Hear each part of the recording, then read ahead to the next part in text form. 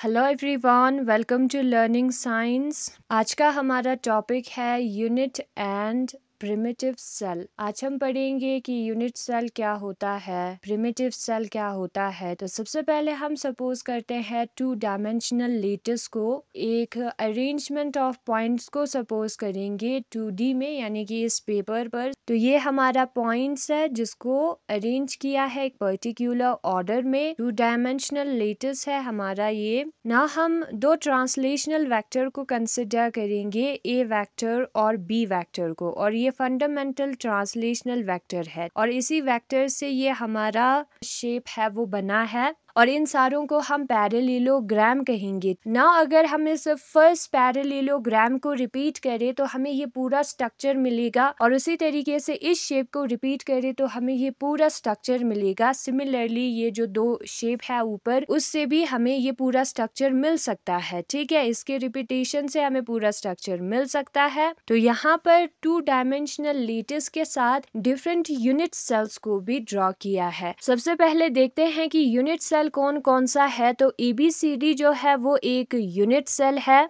ये है हमारा ABCD, ये एक यूनिट सेल है। ये जो फिगर है EFGH, ये भी यूनिट सेल है। ये जो फिगर है PQRS, ये भी यूनिट सेल है। और ये जो फिगर है MNOP, ये भी एक यूनिट सेल है।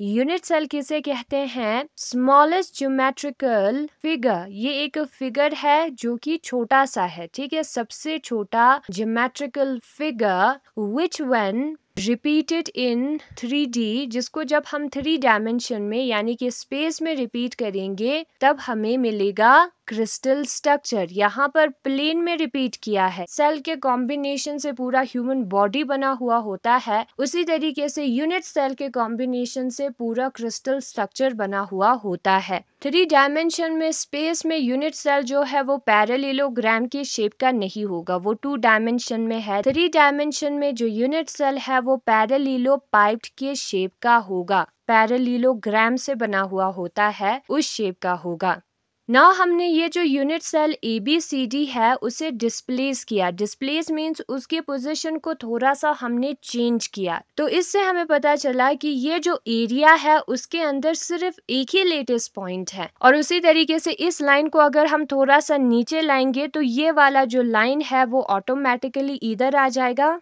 तो ये भी डिस्प्लेसमेंट हुआ है नीचे की तरफ। और यहाँ पर इस डोटेड वाले रीजन के एरिया में सिर्फ एक ही लेटेस्ट पॉइंट है। Such unit cell which contains one lattice point. तो ऐसे यूनिट सेल जिसमें सिर्फ एक ही लेटेस्ट पॉइंट होता है उसे हम कहते हैं प्रिमिटिव सेल्स। तो लिखते हैं प्रिमिटिव सेल्स के बारे में। प्रिमिटिव सेल्स किसे कहते हैं? उस सेल को कहते हैं जिस पर लेटेस्ट पॉइंट जो है वो सिर्फ कॉर्नर्स में होता है। एटम्स कह दो, क्योंकि हम क्रिस्टल स्ट्रक्चर में लेटेस्ट पॉइंट की जगह पर एटम्स रखते हैं, वो सिर्फ कॉर्नर में प्रेजेंट होता है, उसे हम कहते हैं प्रिमिटिव सेल्स। ना वो 2D में हो सकता है या 3D में भी हो सकता है। और उसका जो वॉल्यूम है ना, 3D का कंसिडर करेंगे तो एरिया के जगह पर वॉल्यूम आएगा वो सबसे कम होगा, क्योंकि वो एक सेल है, उसी के रिपीटेशन से ये पूरा स्ट्रक्चर बनेगा ना। हम सपोज करते हैं ये एटम्स है, कॉर्नर पर है हमारे सेल के। पॉइंट्स के जगह पर मैं एटम्स को कंसिडर कर रही हूँ, क्योंकि एटम्स का साइज थोड़ा बड़ा होता है तो हमें क्लियरली समझ में आएगा। ये हमारा सेल है रेक्टेंगल के शेप का। नाउ यहाँ पर हम देख सकते हैं कि इस सेल के कॉर्नर्स पर हमारे पॉइंट्स है, लेटेस्ट पॉइंट्स या एटम्स, तो इसको हम कहेंगे प्रिमिटिव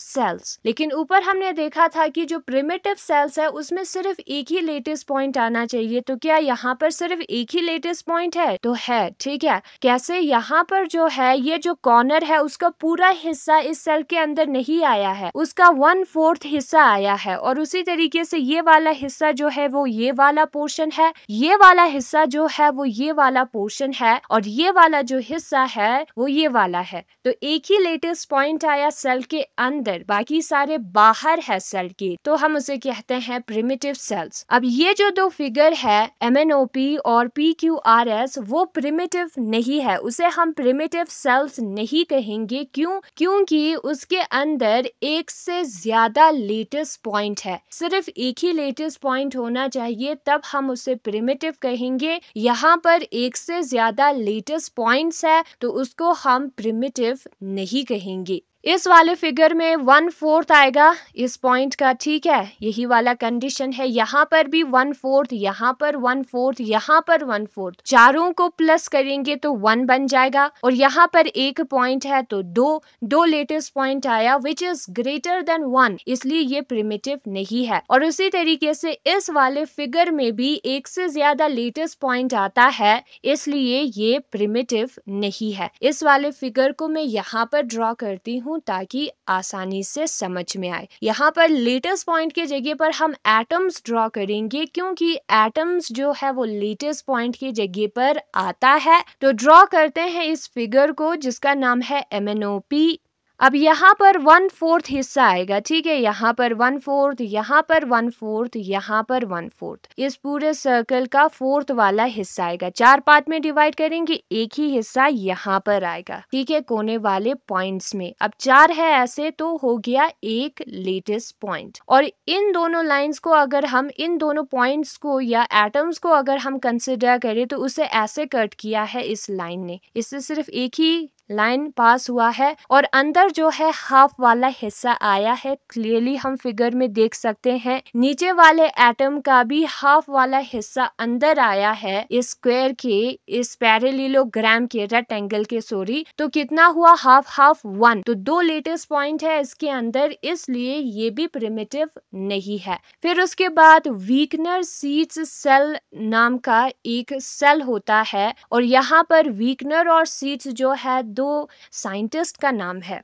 अब यहाँ पर इस वाले पॉइंट को हम कंसिडर करेंगे, इस वाले लेटेस्ट पॉइंट को हम कंसिडर करेंगे और फिर उसके बाद इस पॉइंट को हम क्या करेंगे, उसके नेबरिंग पॉइंट के साथ कनेक्ट करेंगे। तो यहाँ पर एक पॉइंट ये वाला है तो इसके साथ कनेक्ट करते हैं, इस वाले पॉइंट के साथ भी हम कनेक्ट करेंगे, फिर उसके बाद हम इस वाले पॉइंट के साथ कनेक्ट करेंगे, फिर इस वाले पॉइंट के साथ, सारे जो नेबरिंग पॉइंट्स है उसके साथ कनेक्ट करना है। उसके नेक्स्ट स्टेप में जो आता है उन पॉइंट्स के साथ, ठीक है, उसके बाद वाले पॉइंट्स के साथ कनेक्ट नहीं करना। फिर उसके बाद इस लाइन का मिड पॉइंट हमें देखना है, इस लाइन का भी मिड पॉइंट, इसका भी मिड पॉइंट, बीच वाला सेंटर, ठीक है, इस लाइन का मिड पॉइंट, इस लाइन का मिड पॉइंट, इस लाइन का मिड पॉइंट और इस लाइन का मिड पॉइंट और इस लाइन का मिड पॉइंट। जहां पर हमने मिड पॉइंट देखा है वहां पर हमें परपेंडिकुलर प्लेन्स लगाने हैं, इस लाइन से परपेंडिकुलर होना चाहिए वो प्लेन्स, ठीक है, ऐसे हमें ड्रॉ करना है। तो ये है हमारा परपेंडिकुलर प्लेन। अब ये जो चीज है वो स्पेस में हो रहा है,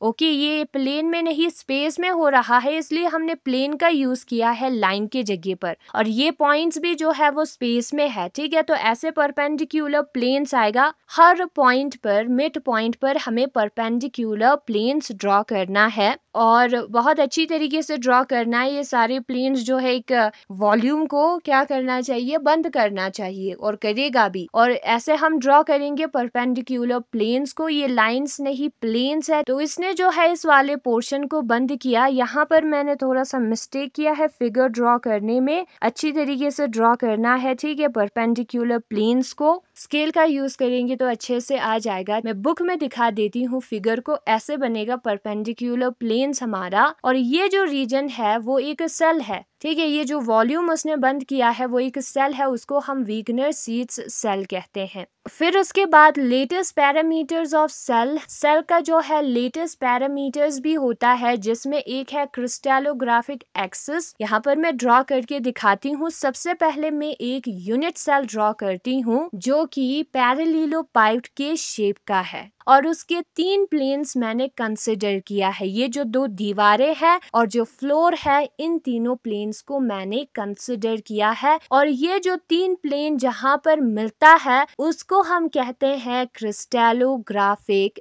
एक्सिस। ये जो तीनों फेजेस है, प्लेन कहे फेज कहे सेम है, ठीक है, वो सेम ही प्लेन में एग्जिस्ट नहीं करते। वो लाइन जहां पर ये जो 3 प्लेन्स मिलते हैं उस लाइन को हम कहते हैं क्रिस्टलोग्राफिक एक्सिस। तो यहाँ पर एक्स, वाई और जेड जो है वो क्रिस्टलोग्राफिक एक्सिस होगा।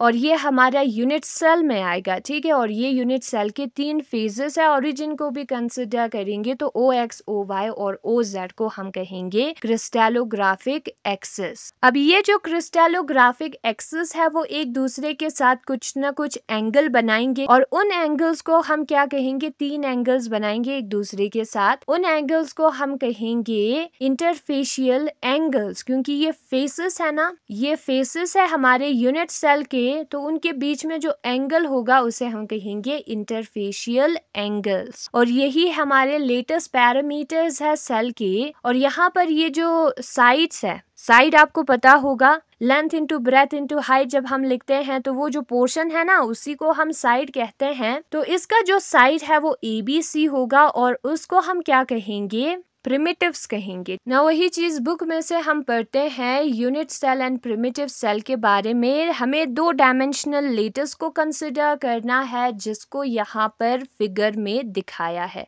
हमें ये पता लगा कि ये जो पैरेललोग्राम ABCD है उसको अगर हम रिपीट करते जाए, ठीक है, रिपीटेडली ट्रांसलेटेड का मतलब होता है रिपीटेडली आगे की तरफ लेते जाए, तो हमें जो है क्या मिलेगा, एक लेटस मिलेगा जिसका पैरेललोग्राम पार्ट होगा। और ये जो पैरेललोग्राम है वो 2 फंडामेंटल वेक्टर से बना हुआ है। एक वेक्टर है हमारा A वेक्टर जो कि AB के अलोंग है और दूसरा वेक्टर है हमारा AD वेक्टर, ठीक है। thus ABCD is a unit cell और इसी पैरेललोग्राम को हम क्या कहेंगे, यूनिट सेल कहेंगे। तो इसी से हमें यूनिट सेल का डेफिनेशन मिलेगा। यूनिट सेल जो है सबसे छोटा ज्योमेट्रिकल फिगर है जिसको जब हम रिपीट करेंगे 3 डायमेंशन में, यहाँ पर 2 डायमेंशन में दिखाया है, ठीक है, 3 डायमेंशन में रिपीट करेंगे तो वो जो है वो हमें क्रिस्टल देगा, क्रिस्टल का स्ट्रक्चर देगा, क्रिस्टल देगा। The choice of unit cell is not unique. जो यूनिट सेल को चूज हम करते हैं वो यूनिक नहीं है, ठीक है, एक अलग ही तरीका होगा, ऐसा नहीं है। दूसरे यूनिट सेल भी यहाँ पर फिगर में दिखाया है। 3 डायमेंशन के केस में यहाँ पर पैरेललोपाइप्ड होगा एज यूनिट सेल। ना हम कंसिडर करेंगे यूनिट सेल ABCD और यूनिट सेल EFGH को, और उसको हम थोड़ा सा डिस्प्लेस करेंगे किसी भी डायरेक्शन में, थोड़ा सा हम ऊपर लेकर जाएंगे या नीचे लेफ्ट राइट हम लेकर जाएंगे। ये जो पैरेललोग्राम है, इस शेप को हम पैरेललोग्राम कहते हैं। उसमें सिर्फ एक ही लेटेस्ट पॉइंट आता है डिस्प्लेसमेंट के बाद, और उसको हमने डैश डैश से शो किया है। डिस्प्लेस करने के बाद जो हमारा पैरेललोग्राम है वो डैश डैश है, और उसके अंदर पॉइंट C आता है ऊपर वाले केस में विच इज 1 लेटेस्ट पॉइंट, नीचे वाले केस में F आता है। तो ऐसे यूनिट सेल को जिसमें सिर्फ एक ही लेटेस्ट पॉइंट है उसे हम प्रिमिटिव सेल कहते हैं। तो प्रिमिटिव सेल जो है वो यूनिट सेल का एक टाइप है जिसमें जो है लेटेस्ट पॉइंट सिर्फ कॉर्नर्स पे होता है। यहाँ पर कॉर्नर्स पे थे ना, थोड़ा सा डिस्प्लेस किया तो सिर्फ एक ही आया, और उसका जो वॉल्यूम है वो मिनिमम होता है। नाउ इन दोनों फिगर्स को अगर हम कंसिडर करें MNOP और PQRS, तो इसमें एक से ज्यादा लेटेस्ट पॉइंट है, इसलिए ये प्रिमिटिव नहीं है। तो हमने क्या कंक्लूड किया यहाँ पर कि पूरा लेटेस्ट जो है वो हमें मिल सकता है यूनिट सेल को रिपीट करके। ट्रांसलेशनल वेक्टर्स का यूज करना होगा हमें, ठीक है। ये यूनिट सेल A वेक्टर और B वेक्टर से बना हुआ है, उसका एजेस है हमारा ट्रांसलेशनल वेक्टर यूनिट सेल का। फिर उसके बाद वीगनर सीरीज सेल है, ठीक है, इसमें हमें प्रिमिटिव सेल मिलता है इक्वल वॉल्यूम का। उसके लिए हमें एक पॉइंट कंसिडर करना है और उसको उसके नियर बाय लेटेस्ट पॉइंट के साथ कनेक्ट करना है लाइंस के थ्रू। फिर उसके बाद हमें उसका मिड पॉइंट निकालना है, सारे लाइंस का सेंटर वाला हिस्सा, बीच वाला पॉइंट हमें निकालना है, 2 इक्वल पार्ट्स में डिवाइड करना है, ठीक है। और जहां पर मिड पॉइंट है वहां पर हमें प्लेन्स ड्रॉ करना है। दिस इज प्लेन, ऐसे प्लेन्स प्रेजेंट होंगे, ये लाइंस नहीं, प्लेन्स हमें ड्रॉ करना है। और ये जो स्मॉलेस्ट वॉल्यूम जो वो इनक्लोज करेगा वो एक नया प्रिमिटिव सेल होगा, और ये जो सेल बना है इस वे के थ्रू उसको हम कहते हैं वीगनर सीरीज प्रिमिटिव सेल। ये एक ये एक वॉल्यूम को बंद करेगा क्योंकि हमने प्लेन्स का यूज किया है और ये स्पेस में है, 3D में है। फिर उसके बाद lattice parameters of unit cell के बारे में बताया है। तो lines drawn along the lines of intersection of any 3 faces of unit cell. Unit cell के 3 फेसेस के जो इंटरसेक्शन वाले पॉइंट्स है इंटरसेक्शन वाले लाइंस है वहां पर जब हम लाइन ड्रॉ करेंगे और ये तीनों जो फेसेस है वो सेम ही प्लेन में नहीं होगा, ये तीनों फेसेस जो है वो एक ही प्लेन में नहीं होगा, उसे हम क्रिस्टलोग्राफिक एक्सिस कहेंगे ना। अगर हम इस प्लेन को, इस वाले प्लेन को और इसको सपोज करिए तो यहाँ पर इन दोनों प्लेन का जो इंटरसेक्शन का लाइन है वो ये वाला है और इन दोनों प्लेन का इंटरसेक्शन वाला लाइन है वो ये वाला है, ये दोनों सेम ही प्लेन में है तो हमें क्रिस्टलोग्राफिक एक्सिस नहीं मिलेगा। तीनों फेस जो है वो एक ही प्लेन में नहीं होना चाहिए, यानी को प्लेनर नहीं होना चाहिए। ये दोनों को प्लेनर है, ये दोनों क्लो प्लेनर है और ये दोनों को प्लेनर है, तो एक को लेंगे तो दूसरे को हमें नहीं लेना है। इंटरफेशियल एंगल्स हम किसे कहेंगे? जो एंगल होता है 3 क्रिस्टलोग्राफिक एक्सिस के बीच में, यहाँ पर 3 क्रिस्टलोग्राफिक एक्सिस हमने ड्रॉ किया एक्स वाई और जेड, उसके बीच में जो एंगल होगा अल्फा बीटा गामा, उसे हम इंटरफेशियल एंगल्स कहेंगे। और इस यूनिट सेल का जो साइड्स है, सेल का एक साइड होता है ना, जैसे कि एक्स वाई जेड या length into breadth into height, उसे हम कहेंगे प्रिमिटिव्स। ठीक है, तो ABC जो है यहाँ पर प्रिमिटिव्स है और यही है आज का टॉपिक यूनिट सेल।